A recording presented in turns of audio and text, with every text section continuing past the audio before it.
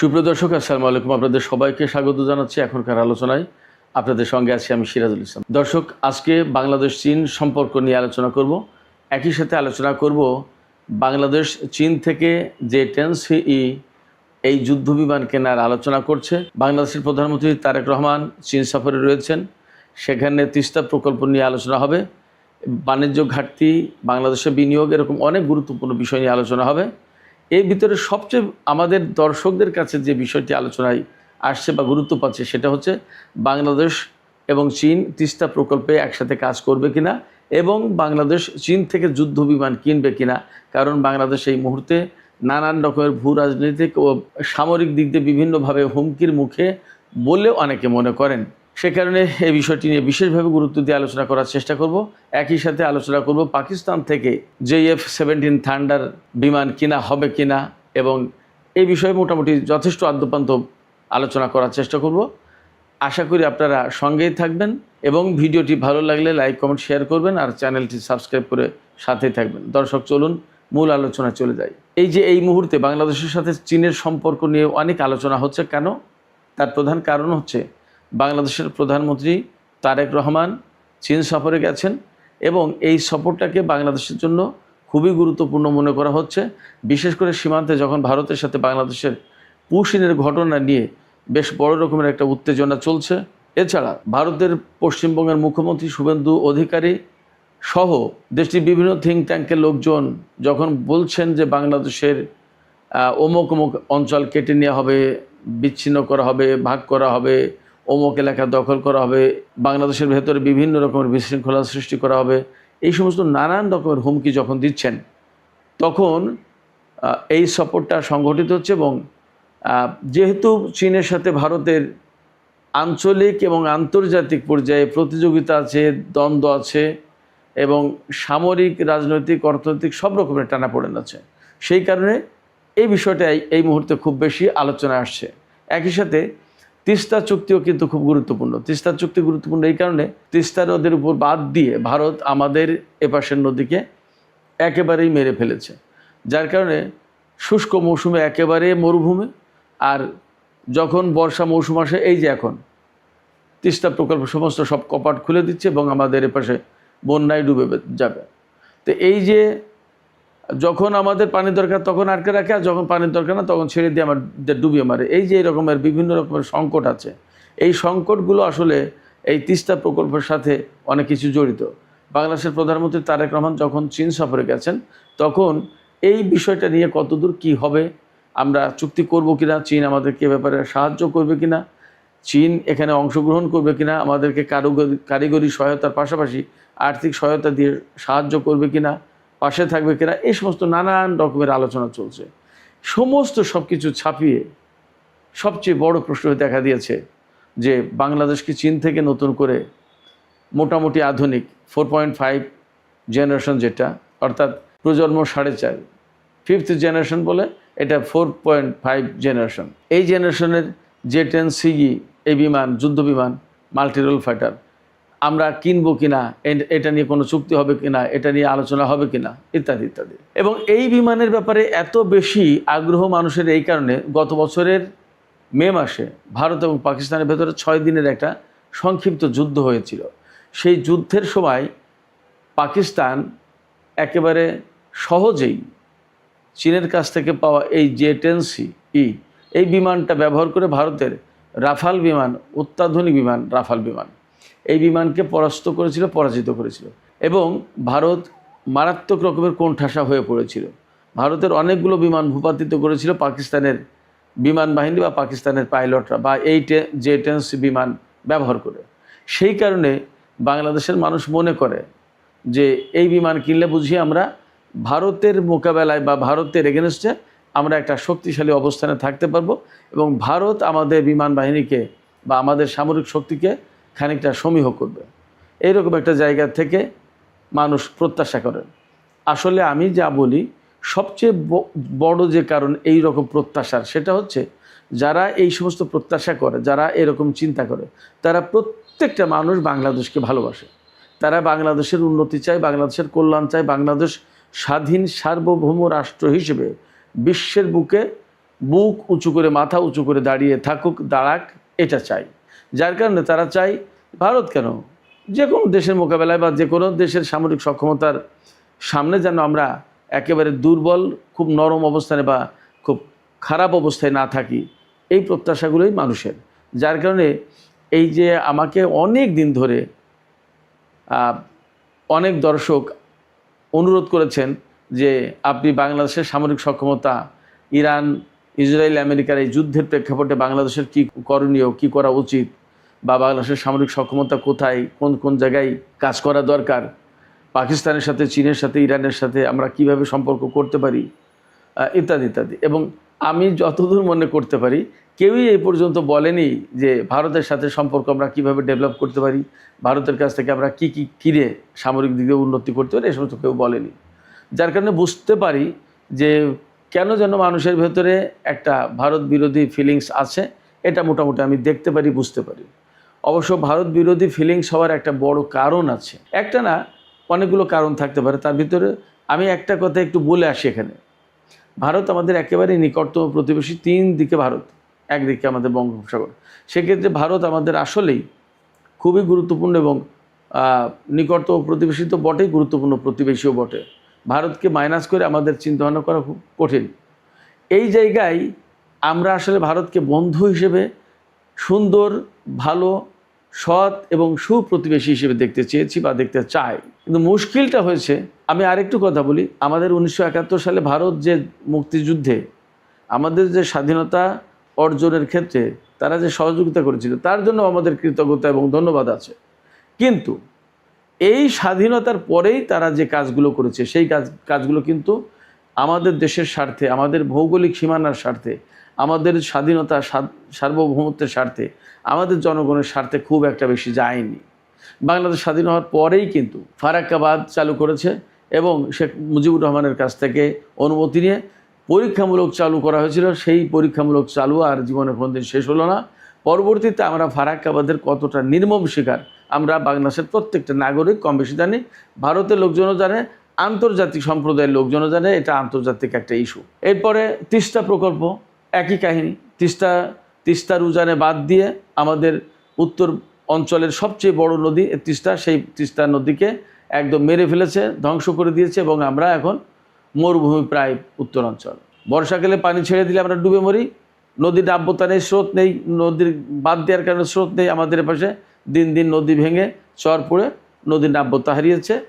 বর্ষাকালে যখন প্রচণ্ড রকম বেগে পানি ছেড়ে দেয়, প্রচুর পরিমাণে পানি ছেড়ে দেয়, আমাদের নদীতে ধারণ ক্ষমতা না থাকার কারণে, নাব্যতা না থাকার কারণে সেই পানি একাকার হয়ে যায়, একুল ওকুল দুকুল ছাপিয়ে বন্যা সৃষ্টি করে এবং আমাদের ফসলের ক্ষতি হয়, মানুষজনের ক্ষতি হয়। প্রতি বছর আমরা আর্থিক সংকটে পড়ে যাই, বন্যায় ক্ষতিগ্রস্ত হয়ে। তার মানে আমাদের, এবং এই যে তারা বন্যায় মারছে, শুষ্ক মৌসুমে পানিতে মারছে, অর্থাৎ 2 মৌসুমেই পানিতে মারছে, একবার পানি না দিয়ে আর একবার পানি দিয়ে। এই যে পানি দিয়ে এবং না দিয়ে, তার মানে কি, ভারত আমাদেরকে বোঝালো যে আমি যদি দিই তবে তুমি পাবে, আমি যদি না দিই তবে তুমি পাবে না। তার মানে আমরা তাদের উপর নির্ভরশীল। এই যে বড় ভয় সুলভ একটা আচরণ করলো, অর্থাৎ কোনো ক্ষেত্রে সে প্রভু হয়ে দাঁড়ালো যে সে দিলে পাবো, না দিলে পাবো না। অথচ আন্তর্জাতিক নদী হিসেবে আমাদের কিন্তু ন্যায্য অধিকার, আমার ভাটির দেশ হিসেবে আমাদের পানি পাওয়ার অধিকার, ন্যায্য অধিকার, সেই অধিকার থেকে আমাদের বঞ্চিত করছে। একইভাবে এরকম আমাদের বাংলাদেশের উজানে বলা হয় 54টা নদীতে, অভিন্ন 54টা নদীতে বাদ দিয়েছে, কিন্তু সংখ্যাটা সম্ভবত আরও বেশি। আমরা যদি 54টা নদীর কথা ধরিও, তাহলেও বাংলাদেশের ভেতরে আরও বহু সংখ্যক নদী এই বাঁধ এবং ভারতের পানি আটকে দেওয়ার কারণে আমাদের নদীগুলো মরে গেছে। খাল, বিল, নদী, নালা সব কিছু শেষ।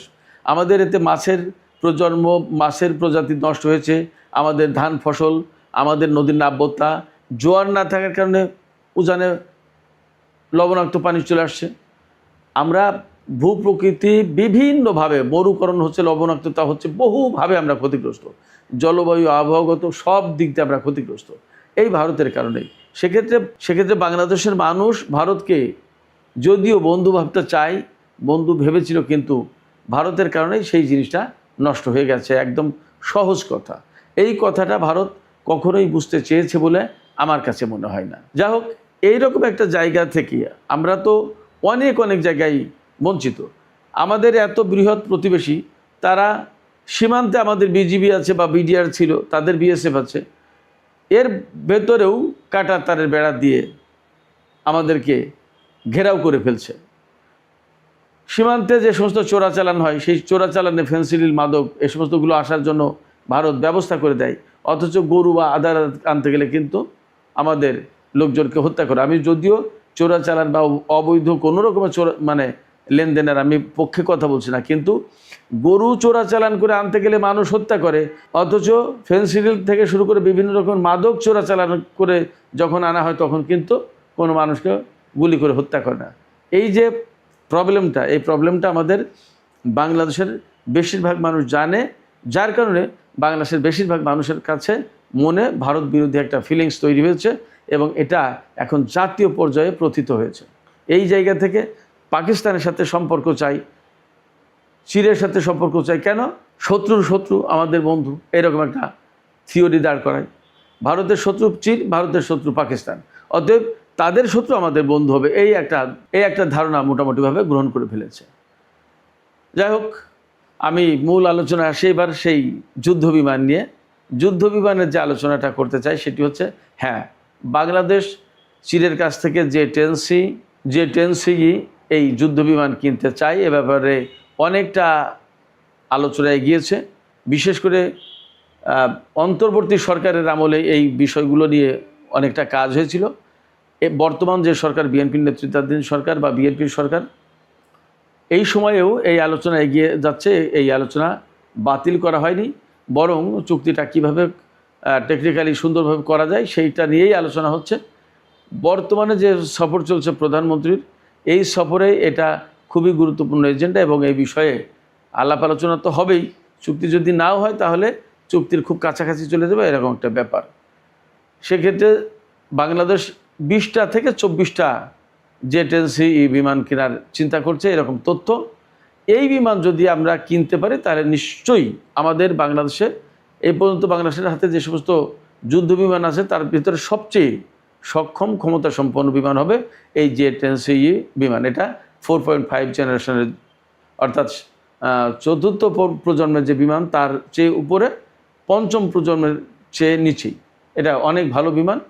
এই বিমানগুলো প্রতিটি বিমানের দাম পড়বে প্রায় 730 কোটি টাকা করে, শুধু একটি বিমানের দাম। পূর্ণাঙ্গ প্যাকেজ যদি নেওয়া হয় তার ভিতরে প্রশিক্ষণ থাকে, পাইলটদের প্রশিক্ষণ, স্পেয়ার পার্টসের দাম থাকে, এরপরে আরও বিভিন্ন রকমের প্রশিক্ষণ, নানা রকমের সার্ভিস, আদার ইস্যু থাকে এখানে। সেগুলো সব কিছু মিলে যদি 20টি যে 10C এই বিমান কেনা হয় তাহলে তার দাম পড়বে প্রায় 15,000 কোটি টাকা। তো এই বিমান কেনা মানেই বাংলাদেশের বিমান বাহিনী একেবারে দারুণভাবে শক্তিশালী হয়ে উঠবে এবং আধুনিক হয়ে যাবে। এর পাশাপাশি যদি পাকিস্তান থেকে আপনার JF-17 থান্ডার এই বিমান কেনে তাহলে আরও আধুনিকায়নে আরও খানিকটা এগিয়ে গেল। তার যে 10C কিন্তু উন্নত বিমান, JF-17 যেটা পাকিস্তানের কাছ থেকে কেনা হবে তার চেয়ে কিন্তু যে 10C বিমানটা আরও বেশি শক্তিশালী এবং উন্নত, দামও বেশি, দামও প্রায় ডাবল। পাকিস্তানের একটা বিমান প্রায় 365 কোটি টাকা মতো পড়বে, আর সেখানে যে 10C পড়বে 730 কোটি টাকা, প্রায় ডাবল।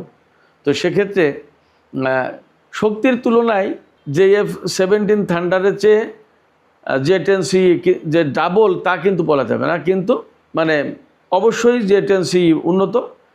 এই দুই বিমান থাকলে যা দাঁড়াচ্ছে, যে JF-17 এটাও কিন্তু চীনা প্রযুক্তির, পাকিস্তানে অ্যাসেম্বল করা, পাকিস্তানে তৈরি, চীন এবং পাকিস্তান মিলে করেছে এটা। আর যে 10C এটা কমপ্লিটলি চীনের।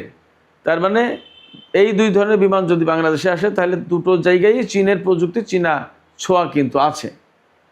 তো সেই জায়গা থেকে এই দুই রকমের বিমান যদি গোটা 50 বাংলাদেশের হাতে আসে তাহলে বেশ খানিকটা শক্তিশালী হয় বাংলাদেশের বিমান বাহিনী। বাংলাদেশের বিমান বাহিনীর হাতে এবং তো যতদূর জানা যায় প্রায় 79-80টি যুদ্ধ বিমান আছে। তার ভিতরে আমাদের এখন পর্যন্ত যে বিমান আমাদের হাতে আছে যুদ্ধ বিমান, তার ভিতরে সবচেয়ে ভালো বিমান হচ্ছে MiG-29। এই MiG-29-এর পরে যে বিমান সেটা হচ্ছে যে F-7BG। তো এই F-7 সিরিজের যে বিমানগুলো, এই বিমানের মডেল কিন্তু তৈরি হয়েছে 1960-65 সালের দিকে। সেই বিমান আমরা কিনেছি 2011 সালে চুক্তি হয়েছে, 2013 সালে কিনেছি চীনের কাছ থেকে বেশ কিছু বিমান। তো MiG-29 পরেই এই যে F-7 সিরিজের বিমান আমাদের হাতে আছে। আমাদের হাতে আছে রাশিয়ার তৈরি বা আরও বিভিন্ন জায়গার হেলিকপ্টার, তারপরে মার্কিন হারকিউলিস বিমান, পরিবহন বিমান যেটা, এরকম বিভিন্ন দেশের বিমান আছে। তবে আমাদের যুদ্ধ বিমান মূলত রাশিয়া এবং চীনের তৈরি বিমান। তো এই পর্যায়ে আমাদের বিমান বাহিনীকে যদি সত্যি আধুনিকায়ন করতে হয়, আধুনিক করতে হয়, শক্তিশালী করতে হয়, তাহলে এই সমস্ত বিমান কেনার কোনো বিকল্প নেই। সেক্ষেত্রে বাংলাদেশ সরকার যখন উদ্যোগ নিয়েছে এবং এ ব্যাপারে দুই দেশের সাথেই আলোচনা চলছে, তাতে নিশ্চয়ই আমরা একটা ভালো অবস্থায় যাব এবং এই চুক্তি হবে, এমনটা আমরা আশা করতেই পারি। এখানে কয়েকজন দর্শক প্রশ্ন করেছেন, সেই প্রশ্নগুলোর একটু জবাব দিই। প্রথম একজন প্রশ্ন করেছেন যে আমরা এই ধরনের বিমান কিনতে গেলে ভারতের আপত্তি কেন, বা আপত্তি থাকা উচিত কিনা, বা আপত্তি করবে কেন। আমি মনে করি যে যেহেতু বাংলাদেশ স্বাধীন সার্বভৌম দেশ, আমরা কার কাছ থেকে কী কিনবো সেটা আমাদের সম্পূর্ণ নিজস্ব ব্যাপার। এখানে কারোর আপত্তি থাকা উচিত নয়, এটা সৎ প্রতিবেশী সুলভ আচরণ নয়। ভারত রাশিয়ার কাছ থেকে না আমেরিকার কাছ থেকে না ফ্রান্সের কাছ থেকে কার কাছ থেকে কী কেনে, এটা যেমন আমরা দেখি না, তেমনি আমরা কার কাছ থেকে কী কিনছি এটা ভারতের দেখা উচিত না। এটা কোনোভাবেই নীতিগত দিক দিয়ে সমর্থন করা যায় না। ফলে আমি এই দর্শকের প্রশ্নের সাথে সম্পূর্ণভাবে একমত। বাংলাদেশ চীন সম্পর্ক নিয়ে একটু আলোচনা করতে বলেছেন। আমি আপনাদেরকে খুব সহজে এবং সংক্ষেপে যে কথা বলতে চাই সেটি হচ্ছে, চীন বাংলাদেশের সাথে যথেষ্ট ভালো সম্পর্ক রাখে। এবং আমি আপনাদেরকে বলি, বাংলাদেশ স্বাধীন হওয়ার পরে বাংলাদেশের স্বাধীনতার সার্বভৌমত্বকে কিন্তু চীন প্রথমে স্বীকার করেনি, স্বীকৃতি দেয়নি। 1975 সালের 15ই আগস্টের আগ পর্যন্ত বাংলাদেশকে রাষ্ট্রীয়ভাবে স্বীকৃতি দেয়নি চীন। 1975 সালের 15 আগস্ট যখন শেখ মুজিবুর রহমান মারা যান, তারপরে 31শে আগস্ট বাংলাদেশকে স্বীকৃতি দেয় চীন। এবং 1976 সালে প্রেসিডেন্ট জিয়াউর রহমান রাষ্ট্র ক্ষমতায় আসার পরে বা রাষ্ট্র পরিচালনার দায়িত্ব পাওয়ার পরে সর্বপ্রথম তিনি চীন সফর দিয়ে কিন্তু শুরু করেছিলেন। চীন সেই জায়গা থেকে বাংলাদেশের একটা অকৃত্রিম বন্ধু বা বিএনপির অকৃত্রিম বন্ধু একথা বলা যায়। এবং এই স্বীকৃতি বা এই যে সম্পর্ক প্রতিষ্ঠা হলো 1975 সালের 31 আগস্ট, তারপর থেকে কিন্তু চীনের সাথে আমাদের সবসময় ভালো সম্পর্ক ছিল এবং চীন কিন্তু আমাদের পাশে সবসময় বন্ধু হিসেবেই থেকেছে। আর এখন বাণিজ্য আদার যে সমস্ত সেকশন আছে সেখানে আমরা কতটা চীন নির্ভর হয়ে পড়েছি সেটা তো আমাদের কম বেশি সবার জানা। তো চীনের সাথে অনেকে বলে চীন ব্যবসা ছাড়া কিছু বোঝে না। আমি ব্যক্তিগতভাবে বলি যে না, চীন ব্যবসা ছাড়া বোঝে না তা কিন্তু না, তার আন্তর্জাতিক অঙ্গনের বিরাট ভূ রাজনীতির পলিসি আছে। অতএব সে ব্যবসা ছাড়াও অনেক কিছু বোঝে এবং ব্যবসা যখন বোঝে তখন তার ভেতরে ভূ রাজনীতি থাকে। তার মানে আমার সাথে ব্যবসা করবে কি করবে না, আমার সাথে সুবিধা কোথায় অসুবিধা কোথায়, এগুলো তার যেমন বিবেচনা থাকে, তেমনি চীন বিশ্বস্ত বন্ধু হিসেবে অনেক দেশের পাশেই দাঁড়ায়। এটা পৃথিবীর নজির আছে। এই যে ইরানের সাথে যে ইসরায়েল এবং আমেরিকার যুদ্ধ, সেখানে কিন্তু চীন তার পাশে বিশ্বস্ত বন্ধু হিসেবে দাঁড়িয়েছে। এটা কিন্তু গুরুত্বপূর্ণ ব্যাপার, বিপদে পাশেই থাকে। এই জায়গা থেকে আমরা চীনের সাথে যে সম্পর্ক রাখি সেই সম্পর্ক আরও দিন দিন বাড়ানো উচিত বলে আমি মনে করি। আরেকজন প্রশ্ন করেছেন বিগত সরকারের সাথে চীনের সম্পর্ক। হ্যাঁ, চীনের সাথে বিগত সরকারেরও সম্পর্ক ছিল, কিন্তু চীনের সাথে বিগত সরকারের সম্পর্ক আর এখনকার সরকারের সম্পর্কের ভেতরে নীতিগত বিভিন্ন দিক দিয়ে পার্থক্য হবে। বিগত সরকার আসলে সবাইকে সন্তুষ্ট রেখে নিজের কাজ সিদ্ধি করতে চেয়েছিল, নিজে ক্ষমতায় থাকতে চেয়েছিল। বাস্তব কথা হচ্ছে যে এইভাবে আসলে থাকা যায় না, সবাইকে সন্তুষ্ট করে একটা পর্যায়ে থাকা যায় না। কোথাও না কোথাও গিয়ে আপনাকে একটা সাইড নিতেই হবে। সবার সাথে ভালো সম্পর্ক রাখার চেষ্টা করা উচিত, কিন্তু কোথাও না কোথাও গিয়ে আপনাকে একটা অবস্থান নিতে হবে, এটা বাস্তবতা। যেমন এই মুহূর্তে আমেরিকা আমাদের সাথে ভালো সম্পর্ক চাই, ভারত চাই, রাশিয়া চাই, জাপান চাই, চীন চাই, সবাই চায়, পাকিস্তান চায়। এখন আমরা কার সাথে কোন মাত্রায় সম্পর্ক করব, এই জায়গায় আমাদের পররাষ্ট্রনীতি থেকে এটা ঠিক করতে হবে। এবং এই জায়গায় আমি বলি, এখানে আমাদের শক্তিশালী থিঙ্ক ট্যাঙ্ক থাকা দরকার। এই থিঙ্ক ট্যাঙ্ক না থাকলে আসলে আমরা অনেক কিছু বুঝতে পারবো না, গবেষণা করতে পারবো। গবেষণা না হলে এগুলো হয় না। পৃথিবীর বহু দেশের এরকম থাকে, একেবারে শব্দ ধরে ধরে দেশ না, শব্দ ধরে ধরে থিঙ্ক ট্যাঙ্ক থাকে। আমরা হয়তো সেই পর্যায়ে যেতে পারবো না, অন্তত দেশ ধরে, অঞ্চল ধরে আমরা থিঙ্ক ট্যাঙ্ক গঠন করা উচিত এবং এ নিয়ে প্রচুর কাজ করা উচিত। আমাদেরকে আসলে পিছিয়ে পড়ে থাকলে চলবে না এবং দুর্বল ভাবলে, গরিব ভাবলে চলবে না। আমাদেরকে সামনে এগিয়ে যেতে হবে এবং খুব স্ট্রংলি এগিয়ে যাওয়ার চেষ্টা করতে হবে। এই জন্য যেমন সামরিক সহযোগিতা দরকার, চুক্তি দরকার, শক্তি অর্জন করা দরকার, তেমনি রাজনৈতিক, তেমনি ডিপ্লোমেসি, তেমনি আন্তর্জাতিক সম্পর্ক বিশ্লেষণ এবং আন্তর্জাতিক সম্পর্ক বিশ্লেষণের ক্ষেত্রে আমাদের থিঙ্ক ট্যাঙ্ক থাকা দরকার। এটা অপরিহার্য। মধ্যপ্রাচ্যের সাথে, ইরানের সাথে, সৌদির সাথে, কাতারের সাথে, পাকিস্তানের সাথে, কোন দেশের সাথে আমাদের কীরকম সম্পর্ক হবে, কোথায় কম, কোথায় বেশি, কোথায় এগোবো, কোথায় পিছাবো, এভরিথিং আমাদেরকে ডিসকাস করতে হবে, গবেষণা করতে হবে এবং সেই অনুযায়ী পলিসি নির্ধারণ করতে হবে। আর এক ভাই প্রশ্ন করেছেন যে বাংলাদেশ ইরান সামরিক সম্পর্ক করতে পারে কিনা, বা ইরানের কাছ থেকে আমরা কীভাবে সামরিক সহায়তা বা সম্পর্ক করতে পারি, নিতে পারি সহায়তা। এই মুহূর্তে ইরানের কাছ থেকে সামরিক সহায়তা নেওয়া কঠিন। এই কারণে বলবো যে এখনও তো নিষেধাজ্ঞা পুরোপুরি উঠে যায়নি। তেল সংক্রান্ত যে নিষেধাজ্ঞা সেইগুলো উঠেছে। এই আলোচনা এবং এক পর্যায়ে যদি চূড়ান্ত চুক্তি হয়, হয়তো তখন ইরান মুক্তভাবে সমস্ত সব কিছু করতে পারবে। তখন আমরা নিষেধাজ্ঞা মুক্ত ইরানের সাথে আমরা অনেক কিছু করতে পারবো এবং এই জায়গায় আমরা করতে চাই কিনা সেটা আগে নির্ধারণ করতে হবে। কারণ মধ্যপ্রাচ্যের রাজনীতির সাথে অনেকগুলো হিসাব বিকাশ, শিয়া সুন্নির প্রশ্ন আছে। সৌদি আরব, পাকিস্তান, তুরস্ক, ইরান সবাই এক একটা প্লেয়ার। সংযুক্ত আরব আমিরাত, ভারত, ইসরায়েল, আমেরিকা, নানামুখী। আমরা 1994 সালে বেগম খালেদা জিয়া প্রথমবার সরকারে তিনি যখন প্রধানমন্ত্রী, তখন ইরানের প্রেসিডেন্ট হাশেমি রাফসানজানি ছিলেন বাংলাদেশে। ইরানের পক্ষ থেকে প্রস্তাব দেওয়া হয়েছিল যে আমরা একটা রিফাইনারি, তেল রিফাইনারি করে দিতে চাই, কিন্তু বাংলাদেশ তখন নিতে পারিনি আমেরিকার চাপে। কেমন? তো আমেরিকার চাপ যখন আমরা বিবেচনায় নিই, তখন তো আমরা অনেক কিছু করতে পারবো না। কিন্তু এটা পরিবর্তিত বিশ্ব। এই যে ইরানের সাথে যে যুদ্ধটা হলো, সেই যুদ্ধের মধ্য দিয়ে নতুন করে বিশ্ব ব্যবস্থা পরিবর্তিত হয়ে যাবে এবং এটা হবেই। তো সেই জায়গায় আমরা কীভাবে অ্যাডাপ্ট করবো এবং এই পলিসির সাথে নিজেদেরকে খাপ খাওয়াবো, এই ধারায় আমরা নিজেদেরকে যুক্ত করবো, এগুলো সব গবেষণার ব্যাপার।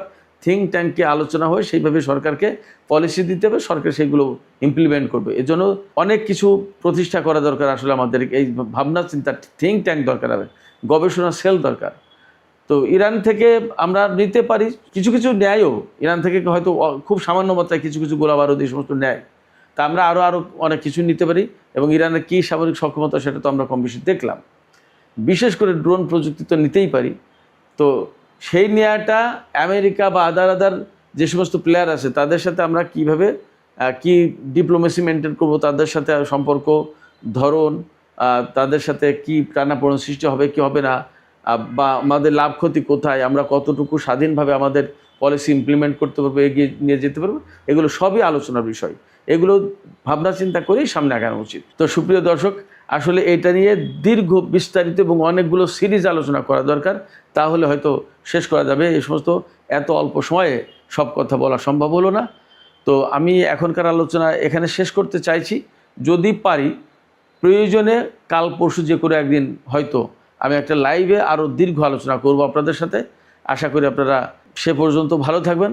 আর যাবার আগে আমি আপনাদেরকে একটা প্রশ্ন করতে চাই, আপনাদের মতামত কি জানতে চাই, যে আসলে চীনের সাথে বাংলাদেশের সম্পর্ক কোন মাত্রায় যাওয়া উচিত। আপনাদের মতামত কমেন্টে জানাতে পারেন এবং আশা করি আপনাদের এই মতামত সরকারের কাছেও পৌঁছাবে। তো সুপ্রিয় দর্শক, এখনকার আলোচনা আমি এখানে শেষ করতে চাইছি। যাবার আগে এইটুকু বলি, যদি ভিডিও ভালো লাগে, আলোচনা ভালো লাগে, তাহলে লাইক কমেন্ট শেয়ার করবেন এবং চ্যানেলটি সাবস্ক্রাইব করে সাথেই থাকবেন। দর্শক, এতক্ষণ সঙ্গে থাকার জন্য আপনাদের সবাইকে ধন্যবাদ। আবারও বলি, টক উইথ সিরাজের সাথেই থাকুন। বিশ্ব রাজনীতির খুঁটিনাটি বিশ্লেষণ বোঝার চেষ্টা করুন। সবাইকে অনেক অনেক ধন্যবাদ। আল্লাহ হাফেজ।